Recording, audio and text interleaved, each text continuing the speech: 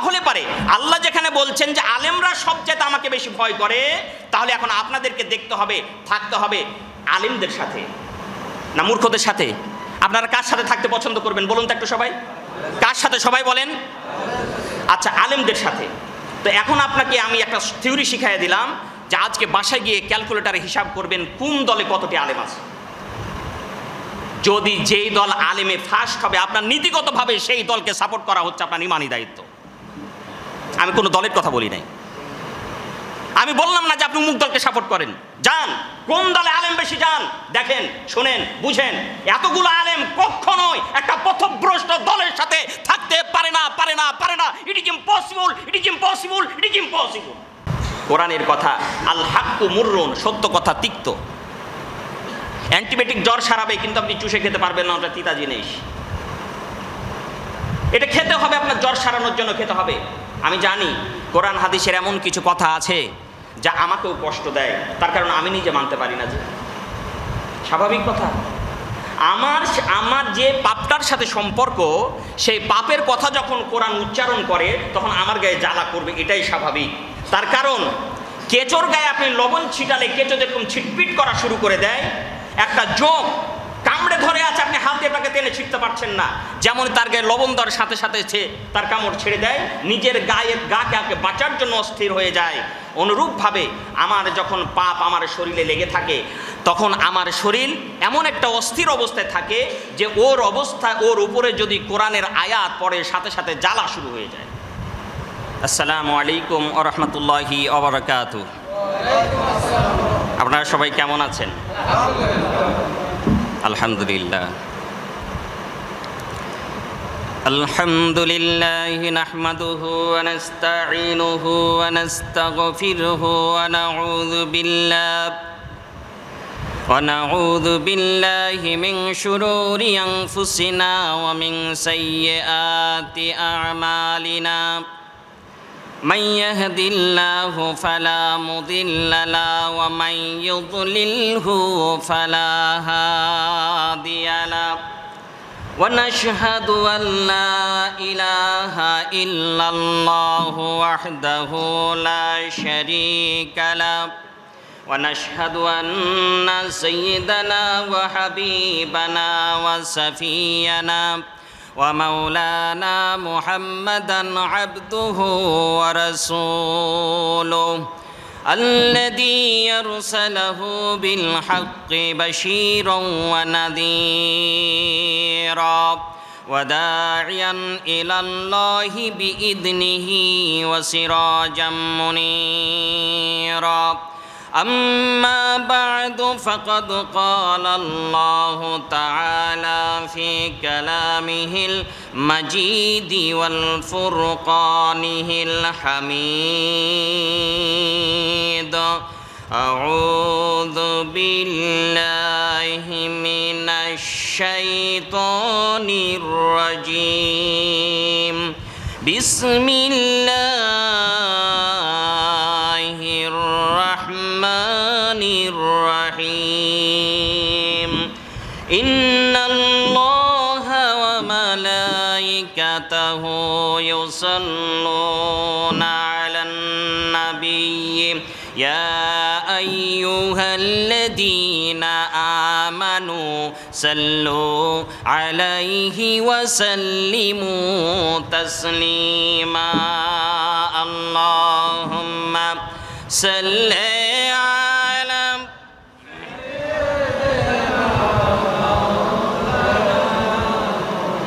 وعلى آل سيدنا.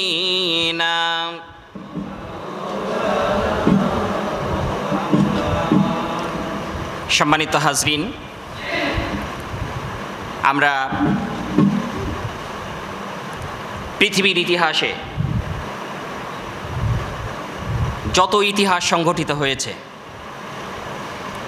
তার মধ্যে বাংলাদেশের ইতিমধ্যে একটা ইতিহাস রচিত হয়েছে 5ই আগস্ট 2024, এবং এইটাকে বিশ্লেষকগণ এইভাবে দেখছেন যে বাংলাদেশ 47 সাল থেকে নিয়ে এ পর্যন্ত 3বার স্বাধীন হলো। 47 সালে পূর্ব পাকিস্তান পশ্চিম পাকিস্তান দুই দেশ এক দেশে মিলে আমরা একটা জাতি ছিলাম, মুসলিম জাতি, ঠিক না? তখন একটা স্লোগান ছিল ভারত থেকে আলাদা হওয়ার জন্য, পাকিস্তান কা মতলব কিয়া লা ইলাহা ইল্লাল্লাহ। ইতিহাস বলছি আমি, যে এই পূর্ব পাকিস্তান এবং পশ্চিম পাকিস্তান দুই দেশের মানুষ মুসলমান, মুসলিম অধ্যুষিত। এই মুসলমানদের স্লোগান ছিল ভারত থেকে, হিন্দুস্তান থেকে আলাদা হয়ে যাওয়ার জন্য পাকিস্তান কা মতলব কিয়া লা ইলাহা ইল্লাল্লাহ। আমাদের পাকিস্তান তৈরি করার উদ্দেশ্য হচ্ছে লা ইলাহা ইল্লাল্লাহ, আল্লাহর দ্বীনের কালেমার পতাকাকে মুসলিম জাহানে সমুজ্জ্বল করার জন্য। ইতিহাস 47 সালে ভারত থেকে যখন পূর্ব পাকিস্তান পশ্চিম পাকিস্তান ডিভাইডেড হলো, তারপরে একটা পর্যায়ে ইতিহাসের পদচিহ্নের মধ্য দিয়ে আর এক ইতিহাস সংগঠিত হলো 1971 সালে। পশ্চিম পাকিস্তানিরা পূর্ব পাকিস্তানের জনগণের উপরে যে অত্যাচার নির্যাতনের খড়গ হস্তে তারা হাজির হয়েছিল, এই নির্যাতনকে বাঙালি জাতি সহ্য করতে পারে নাই, যার কারণে 1971 সালে বাঙালিরা তাদের তাজা খুন ঢেলে দিয়ে পাকিস্তান থেকে বাংলাদেশ আলাদা হয়ে গিয়েছিল। এটি ছিল আরেক ইতিহাস। আর সেই সময় যারা মুখ্য ভূমিকা পালন করেছিল বাংলাদেশ আওয়ামী লীগ, সেই মুখ্য ভূমিকার ধারাবাহিকতায় ক্ষমতা মানুষকে এমন একটা পর্যায়ে নিয়ে যায়, তদানীন্তন সময়ে বাংলাদেশের স্থপতি শেখ মুজিবুর রহমানের জনপ্রিয়তা ছিল আকাশচুম্বী। সেই জনপ্রিয়তা থেকে তাকে এমন একটা পর্যায়ে নিয়ে যাওয়া হলো, তার পরিবার সহ তাকে শেষ করে দেওয়া হলো। এটা কি আমি আপনি করেছিলাম? কে করেছিল? যাদের সাথে তাদের ক্রসিং হয়েছিল, মিলে নাই, বনিবনা হয় নাই। এই জন্য এরপরে কি ইতিহাস হলো এই 16 বছর ধরে, এটা আওয়ামী লীগ, বিএনপি, জাতীয় পার্টি, জামাত আমরা সবাই জানি। আমার শরীরে কতটুকু ব্যথা, পায়ে কতটুকু ব্যথা, হাতে কতটুকু ব্যথা, কতটুকু জ্বর, কতটুকু অস্থিরতা অনুভব করছি, সেটা আমি জানি, বাইরের লোক কেউ জানবে না। আমি বিশ্বাস করি আজকের আমার এই আলোচনা, সময় বেশি নাই, আজকে আমার এই আলোচনা হযরত উমর রাদিয়াল্লাহু তাআলা আনহু এর ইসলাম গ্রহণের মতন আলোচনাতে আল্লাহ তাআলা পর্যবসিত করে দেন, পড়ি আল্লাহুম্মা আমিন। হযরত উমর ফারুক রাদিয়াল্লাহু তাআলা আনহু নবী করিম সাল্লাল্লাহু আলাইহি ওয়াসাল্লামের মাথা কাটতে গেলেন। উদ্দেশ্য কি বলেন? কি উদ্দেশ্য? ইসলামকে পৃথিবীতে প্রতিষ্ঠিত করতে দেওয়া হবে না, কোরআনকে মদিনা রাষ্ট্রে মক্কা ভূমিতে প্রতিষ্ঠিত হতে দেওয়া হবে না। আইন চলবে কার? আবু জেহেলের আইন চলবে, আবু সুফিয়ান, উতবা, সাইবা, মুগিরা, এই সমস্ত গোষ্ঠীর দলনেতাদের আইন চলবে না। আমি এর বাইরে কিছু বলছি, সঠিক না বেঠিক? এই কথার বিপক্ষে বাংলাদেশে কোনো দলের লোক আছে যে একটাও বলবে যে আপনি সঠিক বলেন নাই? ঠিক তো? আচ্ছা, তাহলে হযরত উমর ফারুক রাদিয়াল্লাহু তাআলা আনহু রাসূলুল্লাহ সাল্লাল্লাহু আলাইহি সাল্লামকে হত্যা করতে গেলেন। কি নিয়ে আসবেন? মাথা নিয়ে আসবেন, মাথার থেকে, দেহ থেকে মাথা বিচ্ছিন্ন করে দেবেন। তো শেষখানে আপনারা ইতিহাস জানেন, আমি যা স্মরণ করাচ্ছি, হযরত উমর ফারুক রাদিয়াল্লাহু তাআলা আনহু নবী করিম সাল্লাল্লাহু আলাইহি ওয়াসাল্লামকে হত্যা করতে গিয়ে ইসলাম গ্রহণ করেছিলেন। এটা সত্য না মিথ্যা? আল্লাহর রাসূলের মাথা তিনি নিতে গেলেন, আর কোরআন শোনার সাথে সাথে নিজের মাথা আল্লাহর রাসূলকে দিয়ে আসলেন। বলুন আলহামদুলিল্লাহ। জলজান্ত ইতিহাস হতে পারে। কোরআনের কথা আল হাক্কু মুররুন, সত্য কথা তিক্ত। অ্যান্টিবায়োটিক জ্বর সারাবে, কিন্তু আপনি চুষে খেতে পারবেন না, ওটা তিতা জিনিস। এটা খেতে হবে, আপনার জ্বর সারানোর জন্য খেতে হবে। আমি জানি কোরআন হাদিসের এমন কিছু কথা আছে যা আমাকেও কষ্ট দেয়, তার কারণ আমি নিজে মানতে পারি না। যে স্বাভাবিক কথা, আমার যে পাপটার সাথে সম্পর্ক, সেই পাপের কথা যখন কোরআন উচ্চারণ করে তখন আমার গায়ে জ্বালা করবে, এটাই স্বাভাবিক। তার কারণ কেঁচোর গায়ে আপনি লবণ ছিটালে কেঁচো যেরকম ছিটপিট করা শুরু করে দেয়, একটা জোঁক কামড়ে ধরে আছে, আপনি আপনি হাত দিয়ে তাকে টেনে ছিঁড়তে পারছেন না। যেমন তার গায়ে লবণ দেওয়ার সাথে সাথে সে তার কামড় ছেড়ে দেয়, নিজের গাকে বাঁচার জন্য অস্থির হয়ে যায়, অনুরূপভাবে আমার যখন পাপ আমার শরীরে লেগে থাকে তখন আমার শরীর এমন একটা অস্থির অবস্থায় থাকে যে ওর উপরে যদি কোরআনের আয়াত পড়ে সাথে সাথে জ্বালা শুরু হয়ে যায়। কথা কি ক্লিয়ার? এই কারণে বুঝতে হবে, মনকে শান্ত করুন। আল্লাহর রাস্তায় আপনাদের জোরহাত করি, আমি পায়ে ধরি, আলেম ওলামাদের ভুল বুঝবেন না। আপনাদের দোহাই, আলেম ওলামা আপনাদের কোনো ক্ষতি করতে আসে নাই।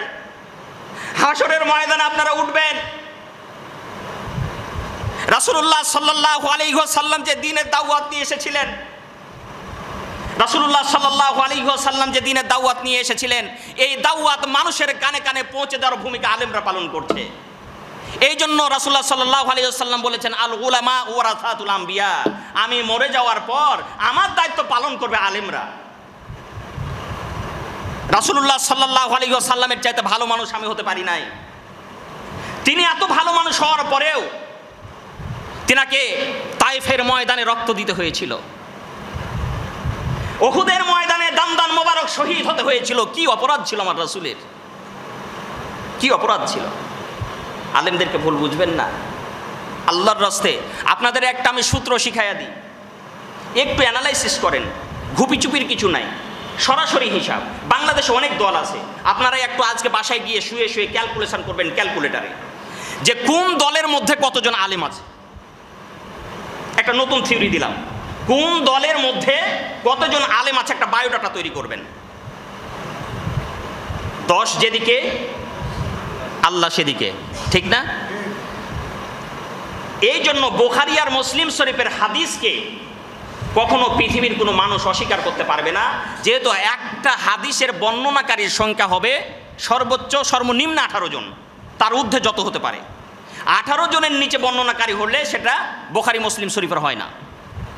কথা বুঝতে পেরেছেন? তাহলে আপনাদেরকে আমি থিওরিটা দিলাম যে আলেম ওলামারা হচ্ছে ইন্নামা ইয়াখশাল্লাহা মিন ইবাদিহিল উলামা, আল্লাহ রাব্বুল আলামিনকে সব চাইতে বেশি ভয় করে আলেমরা। আল্লাহ বলেন নাই যে পুরোপুরি ভয় করে, এটা কিন্তু বলেন নাই। আল্লাহর হিকমত দেখেন, তার কারণ আলেমদেরও পাপ আছে, কিন্তু বললেন কি, তোমাদের মধ্যে যত সাধারণ মানুষ তোমরা আছো সবার মধ্যে আমি আল্লাহকে ভয় করে আলেমেরা। বলুন আলহামদুলিল্লাহ। অতএব আপনাকে বেছে নিতে হবে, যেহেতু শেখ মুজিবুর রহমান আমার জন্য হাসরের ময়দানে সুপারিশ করবেন, এর কোনো গ্যারেন্টি আছে? তারেক রহমান, তারেক জিয়া, খালেদা জিয়া আমার জন্য সুপারিশ করবে, এর কোনো গ্যারেন্টি আছে? গোলাম আজম আমার জন্য সুপারিশ করবে, এর কোনো গ্যারেন্টি আছে? মাওলানা মতিউর রহমান নিজামী আমার জন্য সুপারিশ করবেন, এর কোনো গ্যারেন্টি আছে? কিন্তু গ্যারেন্টি আছে উম্মতে মুহাম্মাদের জন্য রাসূলুল্লাহ সাল্লাল্লাহু আলাইহি ওয়াসাল্লাম সুপারিশ করবেন। এই ব্যাপারে কোনো সন্দেহ আছে? তাহলে পারে আল্লাহ যেখানে বলছেন যে আলেমরা সবচেয়ে আমাকে বেশি ভয় করে, তাহলে এখন আপনাদেরকে দেখতে হবে, থাকতে হবে আলেমদের সাথে না মূর্খদের সাথে? আপনারা কার সাথে থাকতে পছন্দ করবেন বলুন তো একটু সবাই? কার সাথে সবাই বলেন? আচ্ছা, আলেমদের সাথে। তো এখন আপনাকে আমি একটা থিওরি শিখাইয়া দিলাম যে আজকে বাসায় গিয়ে ক্যালকুলেটারে হিসাব করবেন কোন দলে কতটি আলেম আছে। যদি যেই দল আলেমে ফার্স্ট হবে, আপনার নীতিগতভাবে সেই দলকে সাপোর্ট করা হচ্ছে আপনার ইমানি দায়িত্ব। আমি কোনো দলের কথা বলি নাই, আমি বললাম না যে আপনি মুখ দলকে সাপোর্ট করেন। যান, কোন দলে আলেম বেশি যান দেখেন, শোনেন, বুঝেন। এতগুলো আলেম কখনোই একটা পথভ্রষ্ট দলের সাথে থাকতে পারে না, পারে না, পারে না। It is impossible, it is impossible, it is impossible. আমার সাথে কারো ঝগড়া করতে হবে না, সূত্র শিখাই দিলাম। যদি আমি আগেই বলেছি আজকের আলোচনা এমনও হতে পারে হযরত উমারের মতন মাথাটা আল্লাহর রাসূলকে আপনি দিয়ে দিতে পারবেন। সম্মানিত হাজরিন, আমি আপনাদের সামনে একটু ধারাবাহিকভাবে একটা পয়েন্টের উপর আমি আলোচনা করতে চাই, যেহেতু সময়টা অত্যন্ত জটিল যাচ্ছে। একটু আমার আপনার পরিচয়টা আমার জানা বোঝা দরকার, যে আসলে আমি পৃথিবীতে কেন এসেছি। একটা বিশেষ কোনো দল করার জন্য, নাকি সামান্য কিছুদিন গরু চড়িয়ে রাখালের বেশে আমার হাতে জাস্ট একটা লাঠি থাকবে, পায়ে এক জোড়া স্যান্ডেল থাকবে, এইভাবে আমি সারাদিন গরুর সাথে পার করে দিয়ে আমি এভাবে জীবনটা শেষ করে কবরে চলে যাব, এই জন্য? আসলে আমাদের আসল উদ্দেশ্যটা কি একটু বুঝতে হবে আমাদেরকে। দায়িত্ব পৃথিবীতে কিছু আছে কিনা, আমরা কিছু দায়িত্ব নিয়ে এসেছি কিনা, নাকি দায়িত্বহীনভাবে ঠিক গরু যেমনভাবে পৃথিবীতে চলাফেরা করে, হাঁস মুরগি বতক যেমনভাবে পৃথিবীতে চলাফেরা করে, একটা ছাগল একটা ঘোড়া একটা পাখি যেভাবে পৃথিবীতে চলাফেরা করে ঠিক সেইভাবেই জীবনযাপন করার জন্য এসেছি, নাকি আল্লাহ তাআলা আমাদেরকে আশরাফুল মাখলুকাত হিসেবে সৃষ্টি করেছেন, সৃষ্টির সেরা জীব হিসেবে সৃষ্টি করেছেন, এই জন্য কিছু দায়িত্ব আমাদের আছে, এই জন্য পৃথিবীতে এসেছি? অবশ্যই আপনাদেরকে অ্যানালাইসিস করতে হবে। নাকি ভুল বললাম? হ্যাঁ, এবার আসেন আমাদের ব্যক্তি পরিচয়টা আমরা একটু জানি তো, আমরা কে। দেখেন আল্লাহ তাআলা বলছেন তোমরা আমাকে তো চিনবা, কিন্তু তার আগে তোমরা নিজেকে চিনো। মান আরাফা নাফসাহু ফাকাদ আরাফা রব্বাহু, যেই ব্যক্তি নিজেকে চিনেছে সে আল্লাহ তাআলাকে চিনেছে। বলুন সুবহানাল্লাহ। তুমি যদি তোমাকে চিনতে পারো, তোমার আত্মাকে যদি তুমি চিনতে পারো, তাহলে পারে তুমি আমি আল্লাহকে চিনতে পারবা। তার কারণ আমি যে তোমাকে সৃষ্টি করেছি, আমাকে চিনার নমুনা দিয়েই আমি সৃষ্টি করেছি। বেশি দূর যাওয়া লাগবে না, নিজেকে নিয়ে অ্যানালাইসিস করেন। অফি আনফুসিকুম আফালা তুবসিরুন, তোমরা কি নিজেদেরকে নিয়ে অ্যানালাইসিস করো না, চিন্তা ভাবনা করো না? তোমরা কি দেখো না তোমরা কে? যখনই আপনি নিজেকে নিয়ে চিন্তা ভাবনা করতে যাবেন তখনই আপনি আল্লাহকে খুঁজে পাবেন। এটাই হচ্ছে মেন সূত্র, এটাই হচ্ছে পদ্ধতি। দেখেন আল্লাহ রাসূল বলছেন কুল্লু মাউলুদিন ইউলাদু আলাল ফিতরা, প্রত্যেক মানব সন্তান তার স্বভাব নিয়ে ফিতরাত নিয়ে জন্মগ্রহণ করে।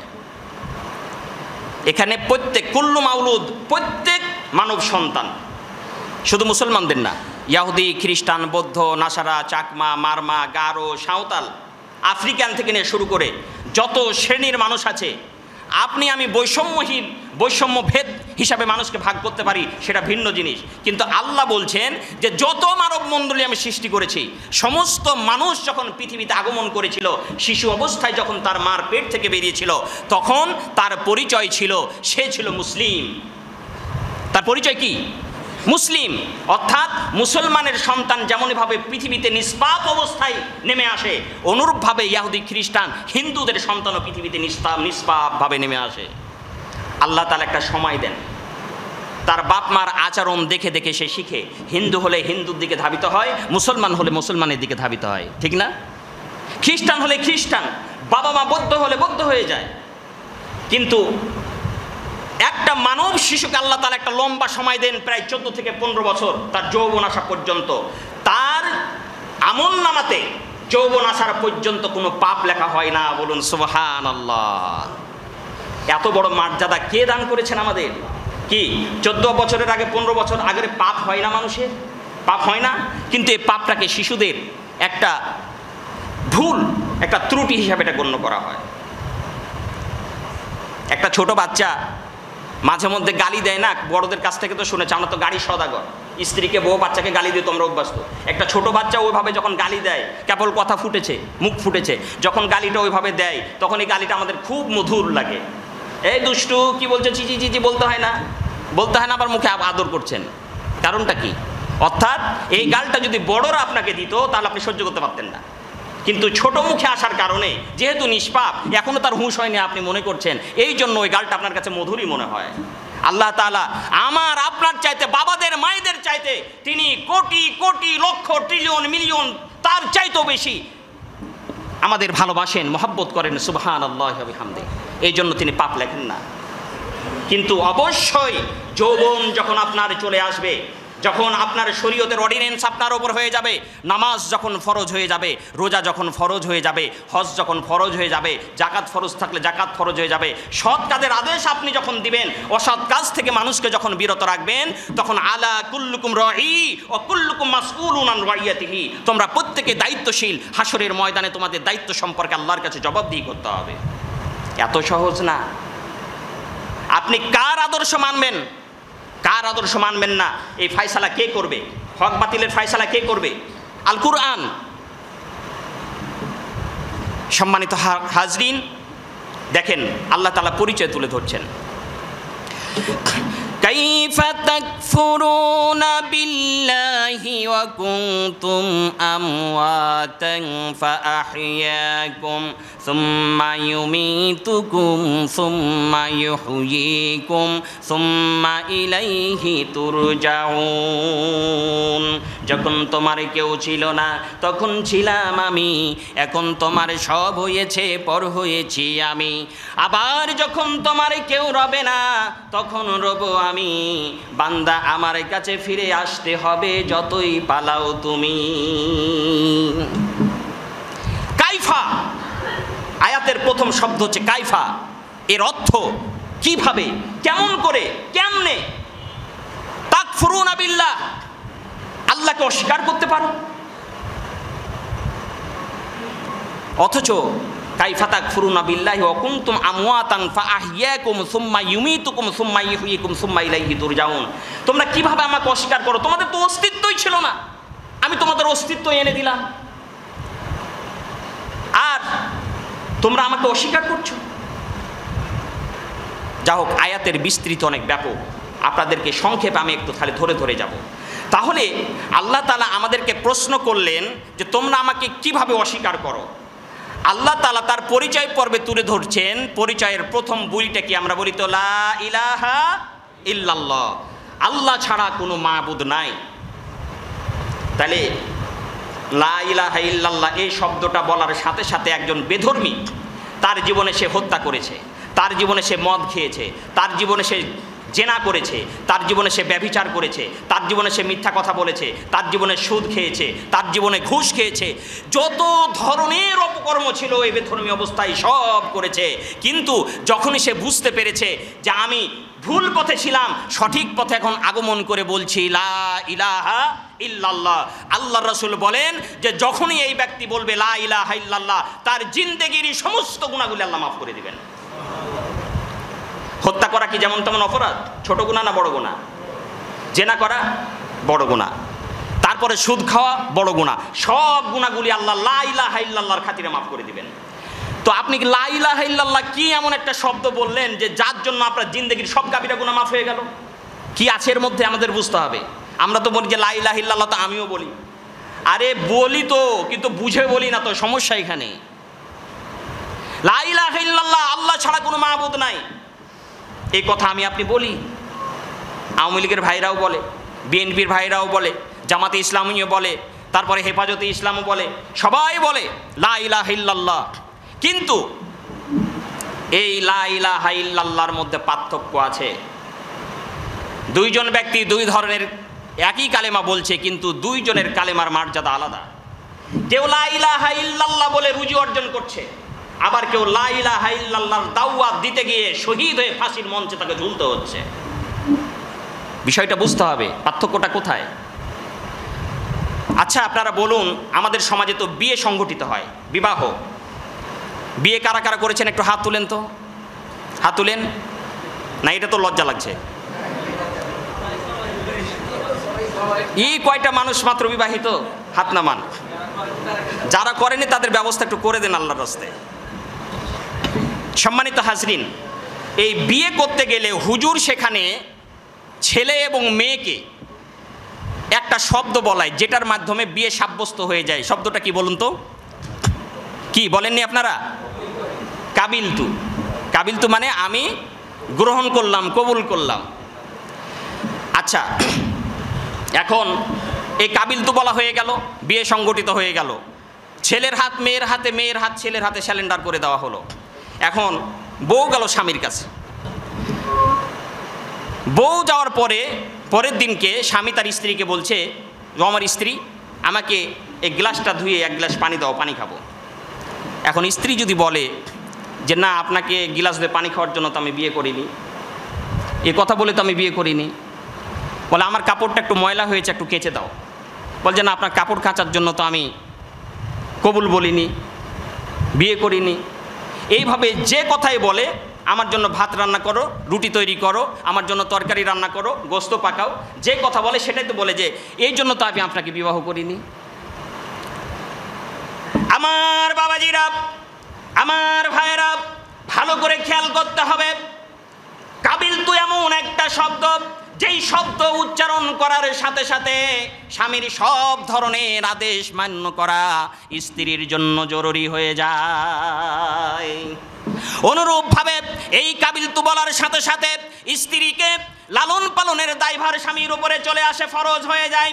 তার ভরণপোষণের ব্যবস্থা করা ফরজ হয়ে যায়, তার চিকিৎসা সেবা দেওয়া ফরজ হয়ে যায়।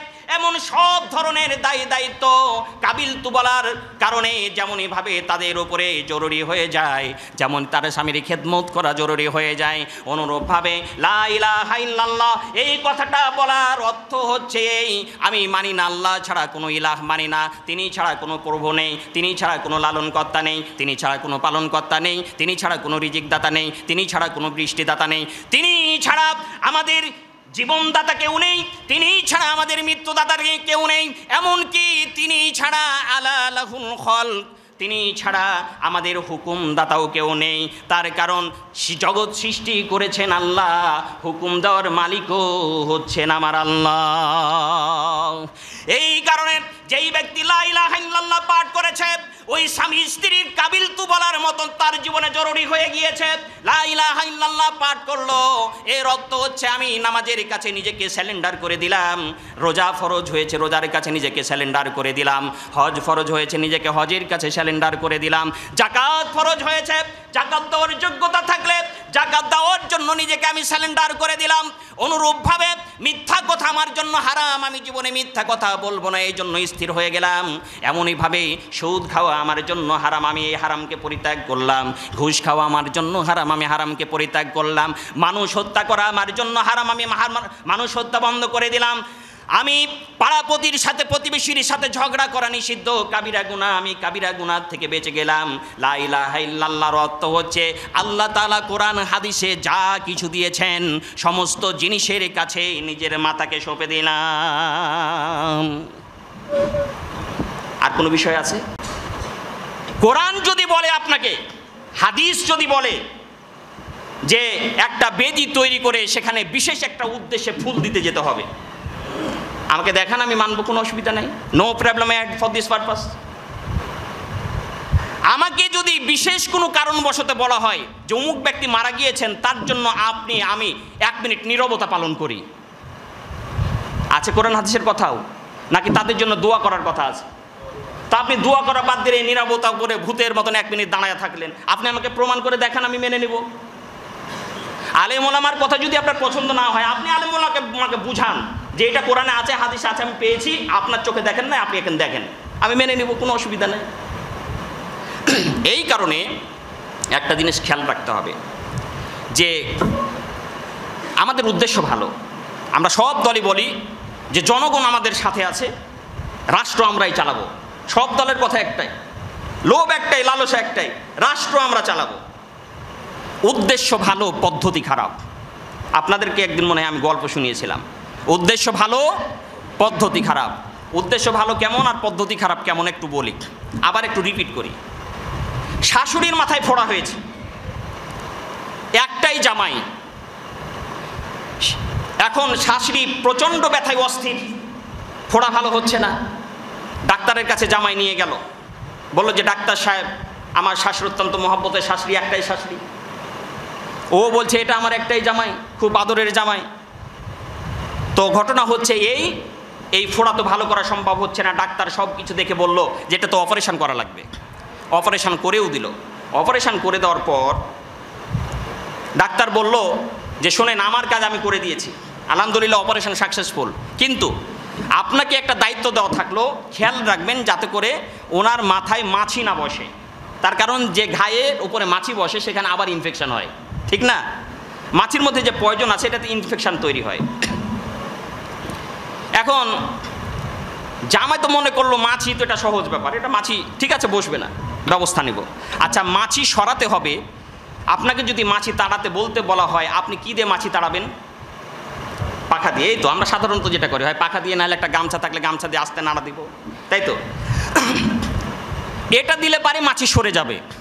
কিন্তু জামাইকে মাছি তাড়াতে বলা হলো, জামাইয়ের উদ্দেশ্য ভালো যে শাশুড়িকে বাঁচাবে, কিন্তু পদ্ধতি খারাপ। সে বড় বাঁশ নিয়ে বসলো মাথার সামনে, যে মাছি বসলে মাছির ওপরে বাঁশ মেরে মাছিকে মেরে ফেলে দেবো। উদ্দেশ্য ভালো কিন্তু শাশুড়িকে বাঁচাবে, কিন্তু পদ্ধতি খারাপ।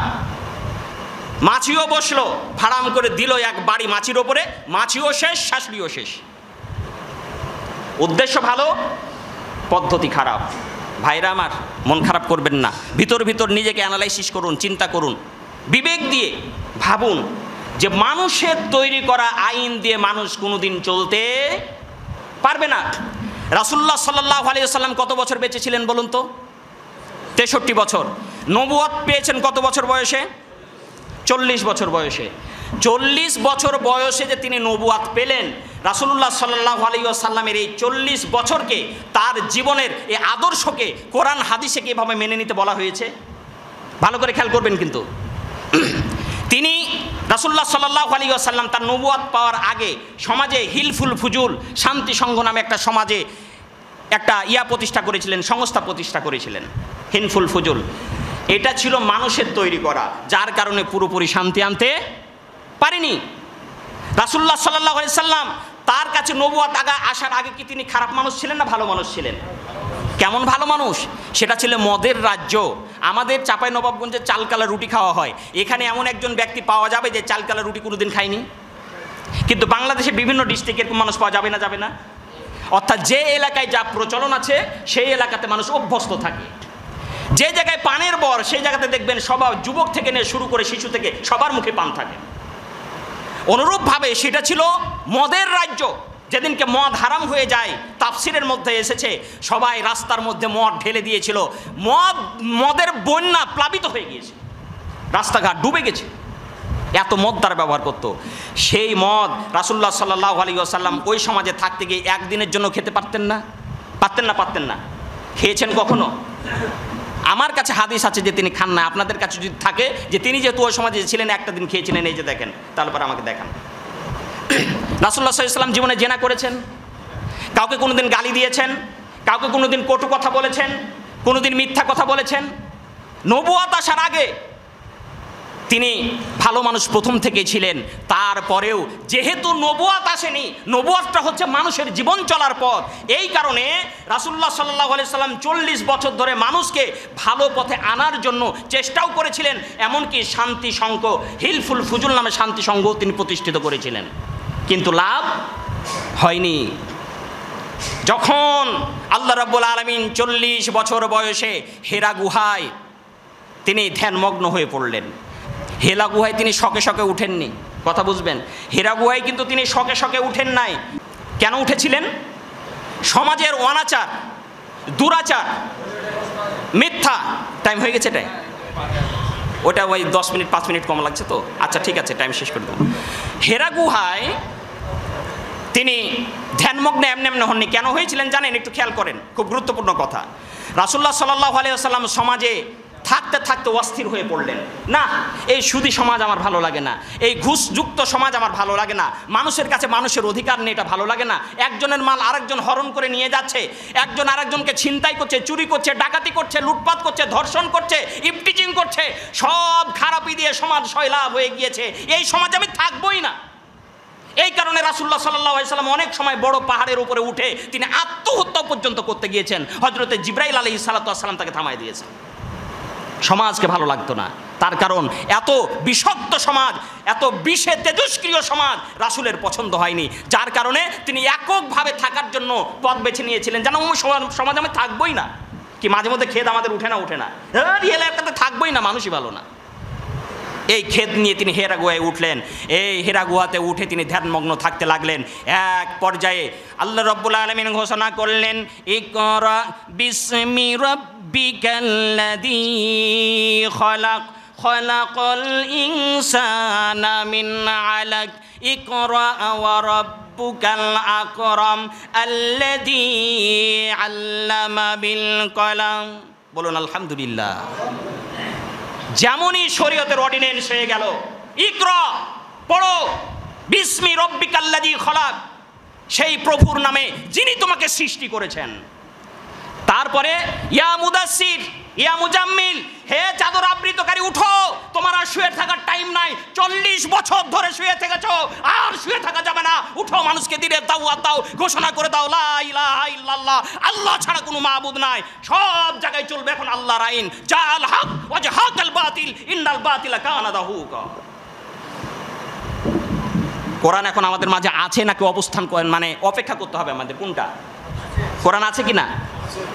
আপনি ভাই কোরআন স্টাডি করেন, কোরআন পড়েন, কোরআনের একটা তাফসির নিয়ে ফেরেন, তাফসিরে ইবনে কাসির নিয়ে নেন, মারিফুল কোরআন নিয়ে নেন, তাফহিমুল কোরআন নিয়ে নেন, পড়েন, বাসায় নেন, পড়েন, হাদিসের সেটগুলো পড়েন, পড়ার পরে অ্যানালাইসিস করেন যে হুজুর ঠিক বলেছে না ভুল বলেছে।